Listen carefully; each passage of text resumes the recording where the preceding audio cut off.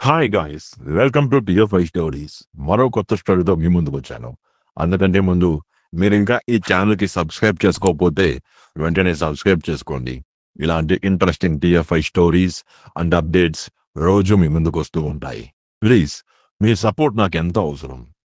అక్కినేని నాగార్జున తెలుగు సినీ పరిశ్రమలో అగ్ర కథానాయకుడే కాదు, స్టూడియో అధినేత, రియల్ ఎస్టేట్ వ్యాపారి, కన్స్ట్రక్షన్స్, డిస్ట్రిబ్యూషన్స్ నిర్మాత, ఇలా విభిన్న రకాల వ్యాపారాలను నిర్వహిస్తున్న నైపుణ్యం కలిగిన వ్యక్తి.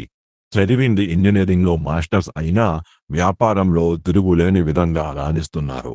శివ సినిమాతో తెలుగు సినీ పరిశ్రమలో ఒక ట్రెండ్ను సెట్ చేసి చిరస్థాయిగా చరిత్రలో తనకు పేజీని లిఖించుకున్నారు. హీరోగా మంచి ఫామ్‌లో ఉన్న సమయంలో తనకు ఎన్నో మంచి మంచి అవకాశాలు వచ్చినప్పటికీ కాల్ షీట్లు ఖాళీ లేకపోవడం వల్ల, కొన్ని కథలు నచ్చకపోవడం వల్ల వదులుకోవాల్సి వచ్చింది. అవన్నీ కూడా బ్లాక్ బస్టర్స్‌గా నిలవడం విశేషం. 'దళపతి'లో రజనీకాంత్ క్యారెక్టర్‌గా చేయాలంటూ మణిరత్నం కోరగా నాగార్జున తిరస్కరించారు. ఇది సూపర్ హిట్ అయింది. 'మెకానిక్ అల్లుడు' సినిమాలో చిరంజీవి పాత్ర నాగార్జున చేయాల్సి ఉంది. కానీ బి. గోపాల్‌తో గతంలో తను చేసిన సినిమాలేవి సరిగా ఆడకపోవడంతో చేయడానికి తిరస్కరించారు. వీటితో పాటు వెంకటేష్ నటించిన 'కలిసుందాంరా', మణిరత్నం 'ఘర్షణ', 'మౌనరాగం', పూరి జగన్నాథ్ 'బద్రి' తదితర సినిమాలన్నీ వదులుకున్నారు. పూరితో తర్వాత 'సూపర్', 'శివమణి' చేశారు. 'బద్రి' సినిమాను నాగార్జునతో చేయాలని పూరి ఎంతగానో ప్రయత్నించారు. కానీ ఆ కాంబినేషన్ కుదరలేదు. చివరకు పవన్ కళ్యాణ్‌తో తెరకెక్కించి బ్లాక్ బస్టర్ సినిమాను అందించారు.